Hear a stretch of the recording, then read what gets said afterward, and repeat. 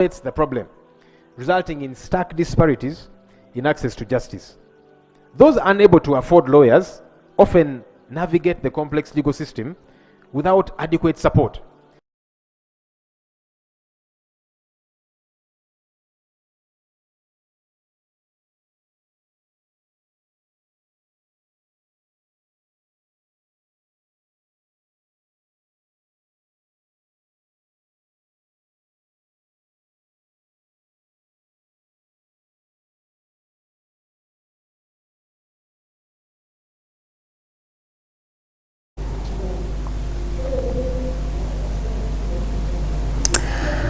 Twayenjere misho bitkanho na omugambirizi w'abashubuzi ningashiwe kigombe eky'abashubuzi omurembo rwa Kampala Isa Sekito yargeye ahabra abashubuzi batahibe okubasa kwatanisa hamwe bakagirira karumwe na mnonga bamba hereza y'enshonga zabo ezeriko bakwataho nk'abashubuzi yasha abashubuzi okwerinda mnonga kurinda obusinje bitwonka bakanjura y'enshonga zabo nazo zikahurwa umuringo ogwishikire katubirebe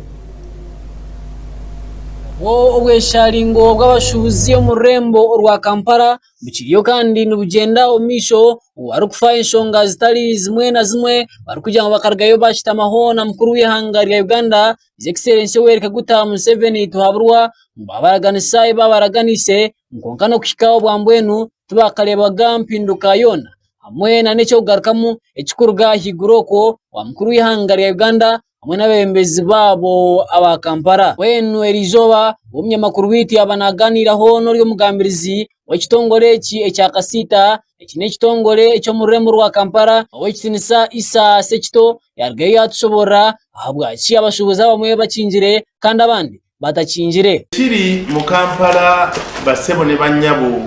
kyemulabe ebimu bigenderere ate ebimu bigudde bugwi ebigenderere ti abantu abamu butaggalawo mulimu ebibinja ebyenjawulo ebifulumya amaloboozi agatakwatagana ate bibuuka bitalaganye bikubagana empawa. Ekyokubiri nti mulimu abasanyuka ng'abasuubuzi tebali bumu. Sijja kumenya gundi oba gundi, sikujja kumenya na gye bava n'ekikakase nti gye bali. Abasuubuzi abamu bwe batakwatagana ne bannaabwe ebyo bekikolera. N'ekyokusatu nti minisita wa Kampala okutugamba nti tukyalabe president kyagudde bubi ebula olunaku lumu ate njogera gye yakyogeddemu obusungu ne bukwata abasuubuzi ne bataba na budde bukirowoozaako nnyo ne batulagira tubakume ffe ng'abakulembeze batandike okwekalakaasa paka president lwanaababulira ddi lwabalaba ddi lwamaliza ensonga zaabwe mu ngeri eweesa ekitiibwa. Ne tugezaako okubagamba nedda tugumiikirize ne baagala beetwale bokka naye ng'abasuubuzi tetuyinza kukkiriza kyetwavudde tuvayo nga Kasita nti kyabulabe eggwanga lyonna okuleka abantu abanyiize ne batabaako bukulembeze. Ekiseera kituuka nga bonna baagala okuwuliziganya nga tekyali awakomanda. Nolwekyo ne tuvayo ne tubagamba tukkiriza tutandika okwekalakaasa nammwe lwe lwaleero. Kati amakubo ge tuliko ge tukuba mu kiseera kino gakulaba nti bwe baba bakireka nga ttiimu bwe baba bakibeeramu tukibeeremu nga ttiimu kubanga ensonga ezibanyiga nnyingi naye balondamu ssatu. Ensonga ey'abagwira balina amakolero wano ate biba byetembeeza paka ggwanga lyonna bamazeeko banansi emirimu. Owekitinisa Isa Sekito yarigena okusobora abanyamakuru arikubagira ngu hariho omusoro ogwarijye bakateekaho abashubuzi abari kushubura emyenda ogwa kiro bwenu omusoro ogu bugiye kandi gwateganisa abashubuzi bingi munonga kandi nabingi n'abashubuzi b'emyenda. Eyo omusoro gwa kiro ku ngoye bajja kuyisa abantu obwereere ng'engoye zifuuse za buwanana naye nga amakolero ge baprotectinga tegalina wadde capacity ntono ennyo eyinza okufulumya engoye ezimala abantu. Bw'ozissa mu kiro omusolo ogukubisamu kumpi ebitundu 3 ku ezo bwe zaali badde nga kimenya n'amateeka. Ensonga ey'okusatu y'ey'abannaffe okuleeta enkola eya URA eya IFRIS. IFRIS erina okusomoozebwa kwayo kungi nga bagamba esooka esigala eyo mu makolero oba batutegere na wali nga tuyingiza ebintu naye mu buduuka buno omuli abayiribi muntu talina sitooko naye sibanyuka n'emitwalo gy'etaano 10 olunaku ng'aggyeyo ebyabala n'abitunda naye talina lisiiti ya dduuka kuba ne taanova y'entono either bagituuse kawumbi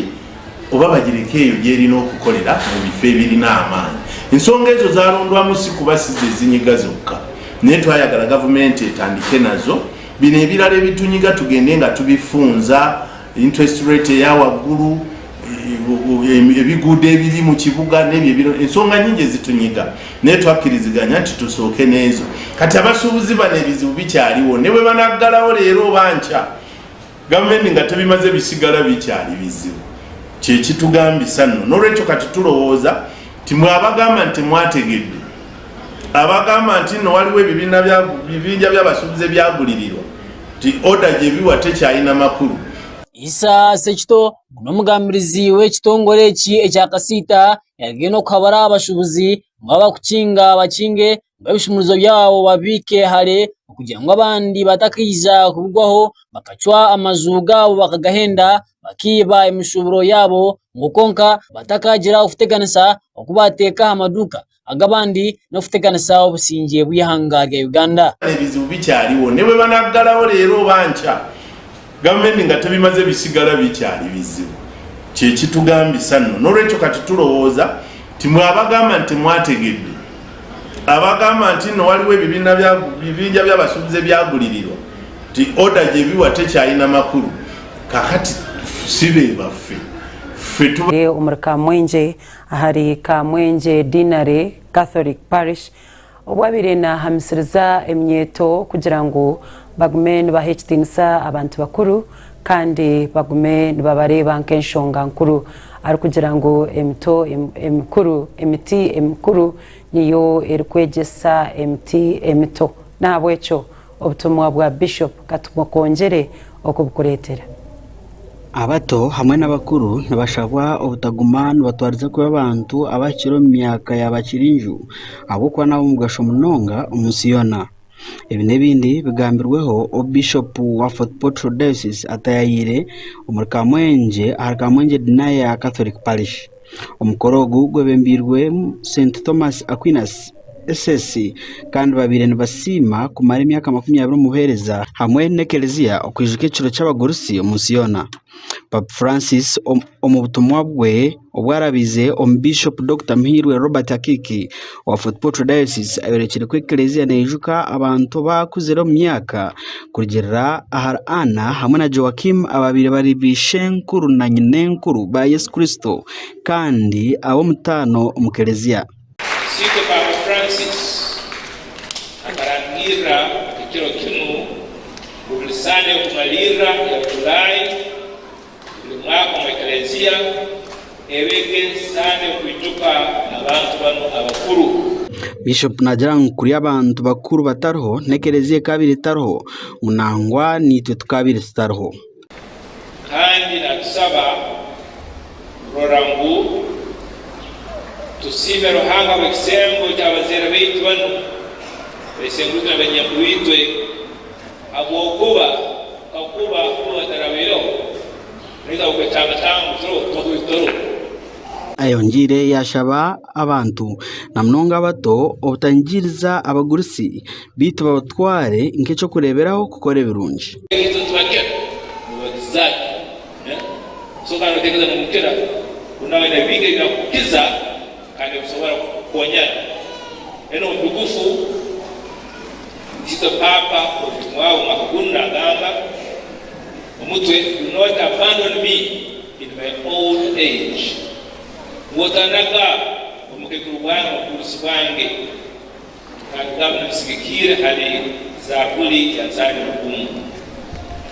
bitwe omukicho mwishingiro aba abantu ba Kibale omuri Kamwenge district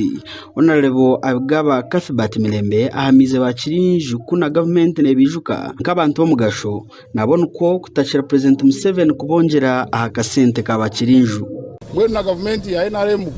abagurusi ninga shabantu abije baragira myaka mingi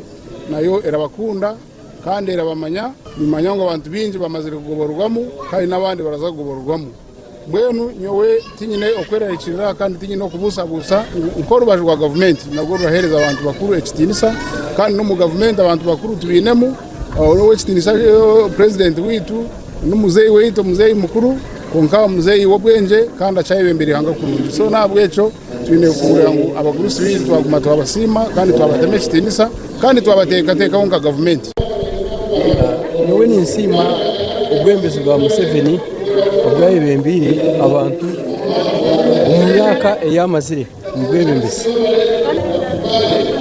mwena nishaba owekitinisa Museveni okuguma ari kwera abazeire n'abagurusi muno nk'akaseta karukubaha akari kwingana n'imitwaro 2 n'ekicweka kwiyakwenda kusima agaruka baze abagurusi aba niba batakine kibari gukora kandi bakamukunda muno abongera akasente nangwa n'abato borekero kukwatwaho ahanshonga y'abakirinju. We are so grateful for the elders of these communities as Kamwenge, because it is from our elders that we the young citizens are growing from. No kureka mutwagaya abantu abakuzire twabaho twakoratira ubuhabuzi bwabo akwa buri zoba no kwega kise okuhereza abana message ekubasa kubayamba okureba ngo ba respecting abantu bakuru aha kuba twena nituchumanya ngo obukuru nibwo bugeka so wa respecting abantu bakuru bakakuhabura okahurira okakora icyo bakugambira n'ecyamazima n'obota okurabira mu experience yabo nkikuyamba okwiza kurugamu omuntu w'omugasho. Bitu sente za Uganda ziri kurenga miliyoni 10 ezirundinwe zigisirwa ha muganda gwo kugumiza mukombe kekerezia ya Kamwenge dina ya Catholic Parish etakahwire.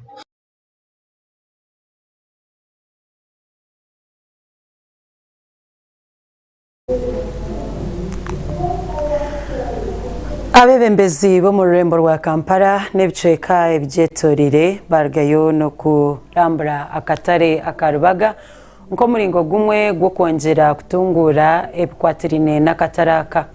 Owekitinisa Minister Hajati Kabanda hamwe n'abagenzi be barambura akatare akarubaga kandi hona bashanga ngo akataraka katirwe mwamani na mnonga obugabe bwa Buganda basima obugabe bwa Buganda abwentunguka eyibasha gicere akatare karubaga katubirebe ko muringo gumwe gwo kongera amani yombe obushubuzi bw'ihanga ryitwe rya Uganda omucanga ecyarubaga ekirukushangwa mu district ya Kampala abashubuzi bakargayo kandi bayetera umuranga kujya mu benda umuhanda ugurukoraba umukatare kabo nko muringo gumwe ngo kwangusya ebyentambura amwe na nemtambure eyebintu byabo byamaguzi bwenu ijoba rya nyumajo abembezi abo Rembo rwa Kampala jete Kampala Capital City Authority KCCA abebarmu na minister wabo Onebo Hajati Misa Kabanda barigireyo kandi baza hamwanyo gwarwaga okubiguraho akatare amwe no kubereka uruguto rwabo okurra bendukora amwe no kongera mu byo kwerinda bo abashubuzi abumcyange icwe cya rubaga amwe na nabatura barigiye bakwereka amashimerwa barukushaba government ngo byongere mu mani ebyo bushubuzi bya Uganda fe twasabe kubori yo twasaba gate funa bulungi era ba gundi KCC yakya ne batugamba tujewo mutugo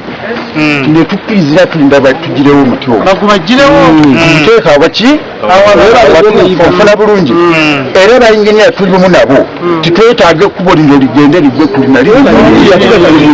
ate twatondanga yaliwo mukono gw'ekyuma simenti bagala wokuba twagala amanyanze Sentongo Charles nganze chairman wabuze ba taxi mu Rubaga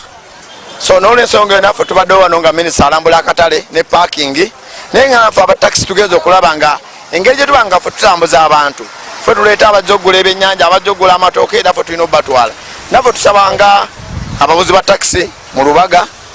tusaba chairman wa NRM ne ba ministers bonna kweyo parking naffe tufuneko ka space tunateka taxi za fezo nazo neziri kumakubaawo okera ddala twali twakola akatale kali private nga bakayita Kigwanya market kati Kigwanya market government nejja negamba baagala bagule ettaka lino batuddizeewo ebintu byaffe ebirungi kati ne batugamba mujjeewo obuyumba bwammwe buno obubi tugenda baddiza obuntu obulungi kati n'olwekyo nti akatale tumaze emyaka 17 nga tulindirira akatale kano nakati n'olwekyo nti kyekiseera akatale kaggulwewo naye tubadde tusaba nti ffe be baamenyera ebintu ffe abajjawo abaaliwo nga tuzimbye akatale akali private n'emisolo nga tugiwa twagala era basooke batutunulemu ffe tuba tusooka okufuna emidaala gyaffe egyali olwaleero tubadde mu kulambula akatale k'Ebusega ne baminisita ba Kampala bonna executive director okulaba katuuse ndi musanyufu nnyo okulaba nti bye tubadde tulwanirira emmanga byonna olwaleero bitambudde parking y'abasuubuzi emyala gyonna access road enguudo zonna eziyingira akatale tuzitunuulidde nga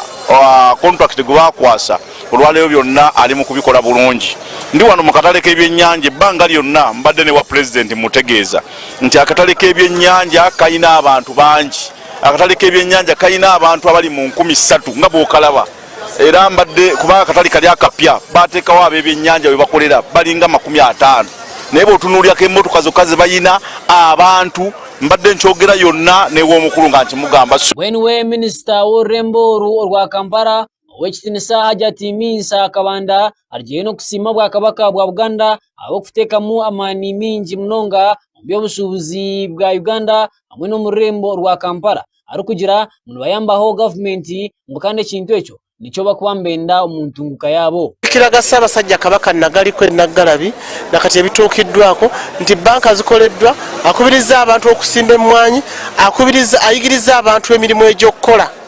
era nga ye bw'akwata emmwanyi n'azigabira abantu bazisimba era tumwebaza nnyo ne Katikkiro tumwebaza ne Ssaabasajja Kabaka okuba nti bakoze banka ez'enjawulo eziwola abantu powesa na biki byonna ne okuyigiriza abantu nti omuntu alina kwekolera so si kutuula n'alwanyisa n'obulwadde ng'ekikulukuto nga kansa nga nalubiri byonna n'abeera ng'abirwanyisa okulaba nti ateekawo rwaniz ez'enjawulo n'okugula ebyuma mu malwaliro nga incubators na biki byonna Obwakabaka bwa Buganda bubikoze nga buyamba ku gavumenti yaffe eya wakati. Minsa Kabanda agumizemu yasimira kimwe Kabaka w'Obwakabaka bwa Buganda ekitinisa Ronald Mwenda Mutebi kandi arikusaba ng'Ruhanga amukizeje ngobundi akagumizamu na n'entunguka y'Obwakabaka bwa Buganda. Njozaaliza Ssaabasajja Kabaka magulu nnyondo cyucyu era mutongera omusabira obulwadde nitwebaza Katonda amuwonyeza era amusuusiza okubanga akumawo mu ggwanga lye asobole okubanga alamula Obuganda naye nga tukubiriza abantu bonna bagende ku matiku okujjukira amatikkira ge ag'emulundi ogwasatu basobole okubanga bakola ki nga bamujjumbira bamubugiriza asobole okubeerawo naye nga tumusabira n'obulamu obulungi ayongera okukulembera Obuganda. Wenwe minisita wa Kampala hamwe n'ebindi ebyanga ebyetoolire ow'ekitinisa Kabuye Kyofatogabye nawe yarugayo arikusiima abashubuzi hamwe na gavumenti ya Uganda okugira ngu baliyo nibateekamu amaani mingi mu ntunguka ya Uganda. Akatale bwe twali tukazimba twakategekera abantu 500 ng'ebiseera ebyo abasuubuzi awo tebasukka na 10. Kakati of course abantu mu myaka 6 abantu beeyongera abajja okukola emirimu beeyongera naye ekyomukisa ekiriwo bannannyini bifo abatwetoolodde baagala otuguza naye ekyo tujja kikolako nga kino kikoze eki nga kiwedde so tugenda kukwata abantu baffe basooke bayingire tulabe abaana ababafisse abo ate tulabe tugula ekifo ekirala okwongera obbagaziya naddala ab'ebyennyanja kuba tulaba ebyennyanja tebisobola kukolera mu katale munda bivaamu amazzi ago agonoona ekifo so tuyinza osalawo okubagulira emmanju eri ne tubagaziyiza naye ng'ekiriwo kati twagala nti mwezi gw'omwenda gutuukira abantu babe nga bayingira osanga tunaaba tuwa bannabusega ekirabo ky'amazaalibwa ga Pulezidenti Museveni ga 17 ogw'omwenda kati ndowooza bo bannabusega bafune keeke eno Pulezidenti gy'aba abagabula era twandirowoozezza nti ku byayina okukola kwolwo osanga yalizze kwolwo n'atuwa ekirabo ky'amazaalibwa ge nga tuwaayo akatale kano. Mwenu orugwa omujere ebyoli omuzwekyerwa mukuru w'ihanga lya Uganda abwa division ya Rubaga ow'ekitinisa Madamu Doreen Keita Kagabi yarugayo kandi arikuhumuriza abantu ba Rubaga arikubajanga byokwerinda birije mukandi biza kubiteekamu amaani mingi munonga mu katare aka. Kagabi Doreen Deputy RCC Rubaga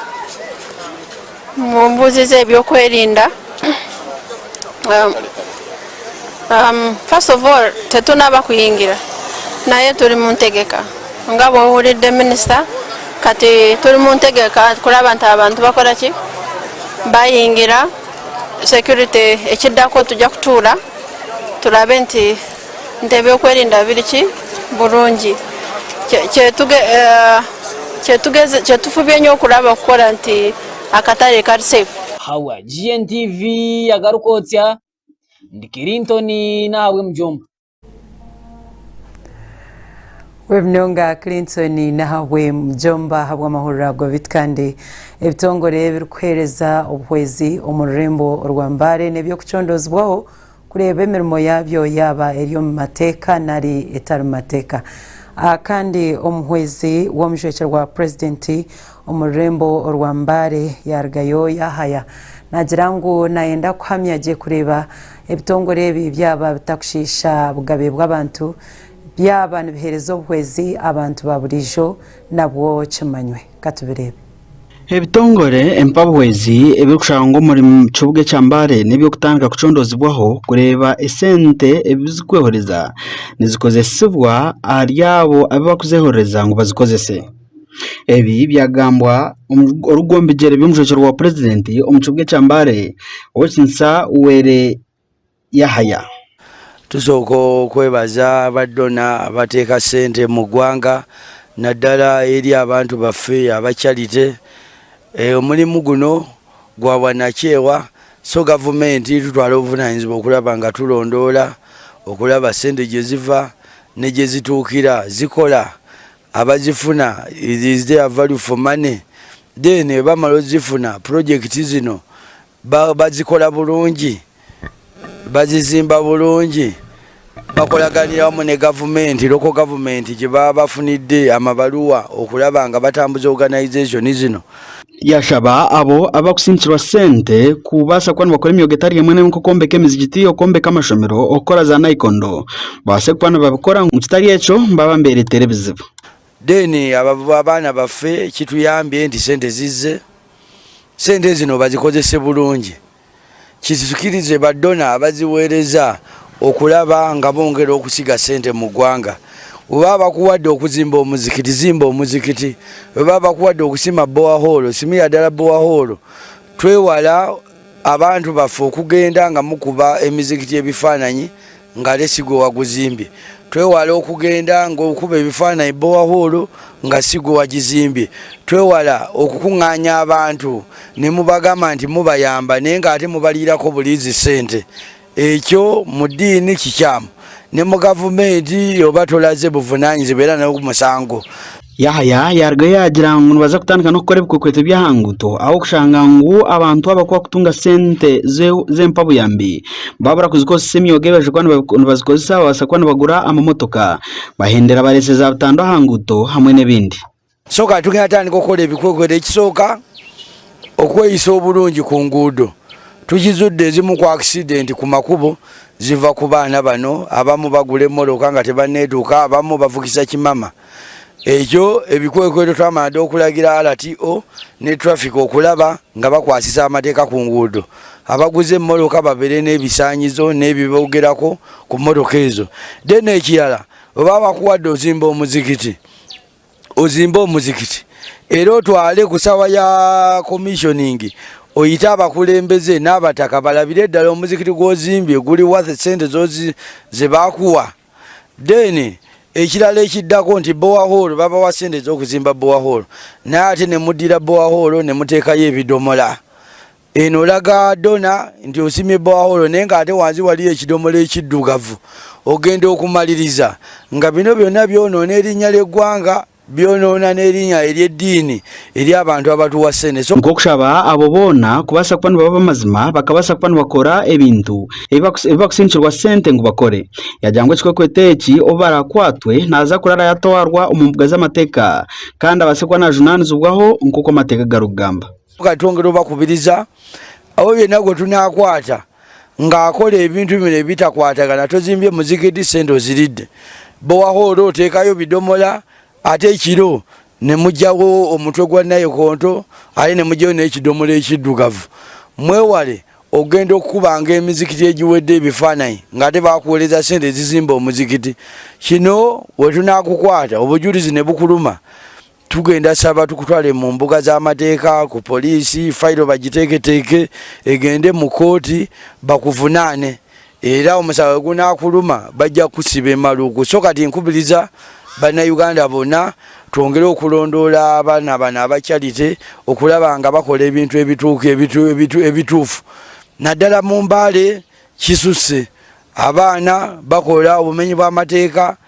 baagala abaana baffe abataneetuuka abalemesa abaana abasoma mu masomero. So nyonge okubiriza abazadde muleme kwekobana n'abaana bano okubawa obusente obutono ne mufumbiza abaana abataneetuuka. Ensonga ya charity efuze ekizibu mu ggwanga naddala mu Mbale kisusse n'ebitundu ebitwetooloddewo. So si mu bubi naye njagala tubeere nga abaana bano abadona ababawa ssente nga bakola ebyo ebisaanidde kituyambe okukuuma erinnya, kituyambe okulaba nga abantu bafuna empeereza ennungi, kituyambe abantu nga bafuna amazzi amayonjo nga gatuukiridde. Era nyongera okubategeeza nti bino byonna bye bakola nga ssente tebazikozesezza bakola bikolimo. Agenti Vagarkosya atukunda Mathias. Wemnonga ochiri ahari GNTV Agarkotya kandi twakutara ombyemzano timu ya Arsenal nechigumizamo kwetebekanisiza season erikwija obwo erikuzana empira yayo Mukago. Timu ya Arsenal ekire kingwireho etirwe timu ya Liverpool na goro 2-1 kandi yo yatera Manchester United na gora 2-1 bitona yagwa makazi na Bournemouth na goro 1-1 empire jiona erionezanurwa omuri Los Angeles.